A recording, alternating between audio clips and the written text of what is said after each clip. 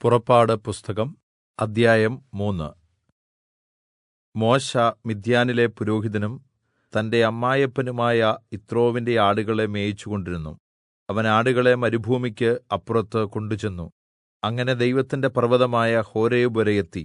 അവിടെ യഹോവയുടെ ദൂതൻ ഒരു മുൾപടർപ്പിന്റെ നടുവിൽനിന്ന് അഗ്നിജ്വാലയിൽ അവന് പ്രത്യക്ഷനായി. അവൻ നോക്കിയപ്പോൾ മുൾപടർപ്പ് തീപിടിച്ച് കത്തുന്നതും മുൾപടർപ്പ് എരിഞ്ഞുപോകാതിരിക്കുന്നതും കണ്ടു. മുൾപടർപ്പ് എരിഞ്ഞുപോകാതിരിക്കുന്ന ഈ വലിയ കാഴ്ച എന്താണ് എന്ന് ഞാൻ ചെന്ന് നോക്കട്ടെ എന്ന് മോശെ പറഞ്ഞു. അത് നോക്കേണ്ടതിന് മോശെ വരുന്നത് യഹോവ കണ്ടപ്പോൾ ദൈവം മുൾപടർപ്പിന്റെ നടുവിൽനിന്ന് അവനെ മോശെ, മോശെ എന്ന് വിളിച്ചു. അതിനവൻ ഇതാ ഞാൻ എന്ന് പറഞ്ഞു. അപ്പോൾ അവൻ, ഇങ്ങോട്ടടുത്തു വരരുത്, നീ നിൽക്കുന്ന സ്ഥലം വിശുദ്ധഭൂമിയാകയാൽ കാലിൽനിന്ന് ചെരിപ്പ് അഴിച്ചുകളക എന്ന് കല്പിച്ചു. ഞാൻ അബ്രാഹാമിന്റെ ദൈവവും യിസ്ഹാക്കിന്റെ ദൈവവും യാക്കോബിന്റെ ദൈവവുമായി നിന്റെ പിതാവിന്റെ ദൈവം ആകുന്നു എന്നും അവൻ അരുളിച്ചെയ്തു. മോശെ ദൈവത്തെ നോക്കുവാൻ ഭയപ്പെട്ട് മുഖം മൂടി.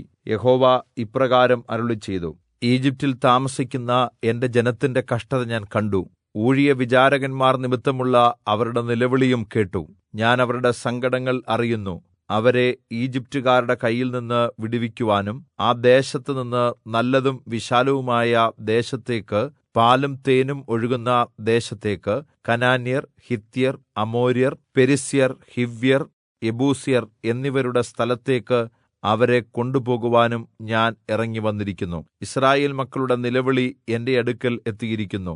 ഈജിപ്റ്റുകാർ അവരെ ഞെരുക്കുന്ന ഞെരുക്കവും ഞാൻ കണ്ടിരിക്കുന്നു. ആകയാൽ വരുക, നീ എന്റെ ജനമായ യിസ്രായേൽ മക്കളെ ഈജിപ്റ്റിൽ നിന്ന് വിടുവിക്കേണ്ടതിന് ഞാൻ നിന്നെ ഫറവോന്റെ അടുക്കൽ അയക്കും. മോശെ ദൈവത്തോട്, ഫറവോന്റെ അടുക്കൽ പോകുവാനും യിസ്രായേൽ മക്കളെ ഈജിപ്റ്റിൽ നിന്ന് വിടുവിക്കുവാനും ഞാൻ ആര് എന്ന് പറഞ്ഞു.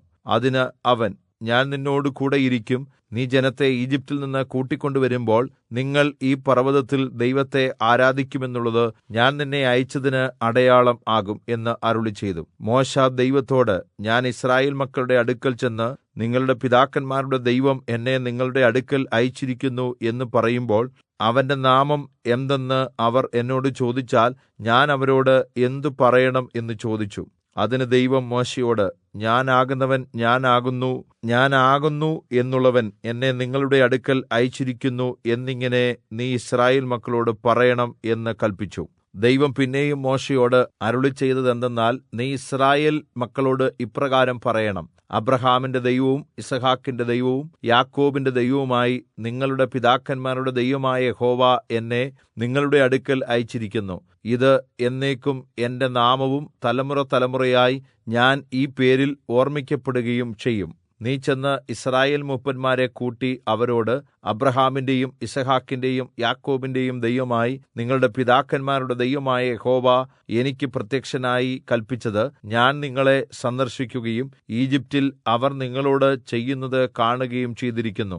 ഈജിപ്റ്റിലെ കഷ്ടതയിൽ നിന്ന് കനാന്യർ, ഹിത്യർ, അമോര്യർ, പെരിസ്യർ, ഹിവ്യർ, യെബൂസ്യർ എന്നിവരുടെ ദേശത്തേക്ക്, പാലും തേനും ഒഴുകുന്ന ദേശത്തേക്ക് നിങ്ങളെ കൊണ്ടുപോകുവാൻ ഞാൻ നിശ്ചയിച്ചിരിക്കുന്നു എന്ന് പറയുക. എന്നാൽ യിസ്രായേൽ മൂപ്പന്മാർ നിന്റെ വാക്ക് കേൾക്കും. അപ്പോൾ നീയും യിസ്രായേൽ മൂപ്പന്മാരും ഈജിപ്റ്റിലെ രാജാവിന്റെ അടുക്കൽ ചെന്ന് അവനോട്, എബ്രായരുടെ ദൈവമായ യഹോവ ഞങ്ങൾക്ക് പ്രത്യക്ഷപ്പെട്ടിരിക്കുന്നു. ആകയാൽ ഞങ്ങൾ 3 ദിവസത്തെ വഴി മരുഭൂമിയിൽ ചെന്ന് ഞങ്ങളുടെ ദൈവമായ യഹോവയ്ക്ക് യാഗം കഴിക്കട്ടെ എന്ന് പറയുവീൻ.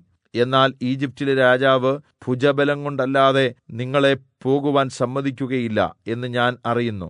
അതുകൊണ്ട് ഞാൻ എന്റെ കൈ നീട്ടി ഈജിപ്റ്റിന്റെ നടുവിൽ ചെയ്യുവാനിരിക്കുന്ന അത്ഭുതങ്ങൾ കൊണ്ട് അവരെ ശിക്ഷിക്കും. അതിന്റെ ശേഷം ഈജിപ്റ്റിലെ രാജാവ് നിങ്ങളെ വിട്ടയക്കും. ഞാൻ ഈജിപ്റ്റുകാർക്ക് ഈ ജനത്തോട് ദയ തോന്നുമാറാക്കും. നിങ്ങൾ പോരുമ്പോൾ വെറും കൈയായി പോകേണ്ടി വരുകയില്ല. ഓരോ സ്ത്രീയും തന്റെ അയൽക്കാരത്തിയോടും വീട്ടിൽ അതിഥിയായി പാർക്കുന്നവളോടും വെള്ളിയാഭരണങ്ങളും പൊന്നാഭരണങ്ങളും വസ്ത്രങ്ങളും ചോദിച്ചു വാങ്ങി നിങ്ങളുടെ പുത്രന്മാരെയും പുത്രിമാരെയും ധരിപ്പിക്കുകയും ഈജിപ്റ്റുകാരെ കൊള്ളയിടുകയും വേണം.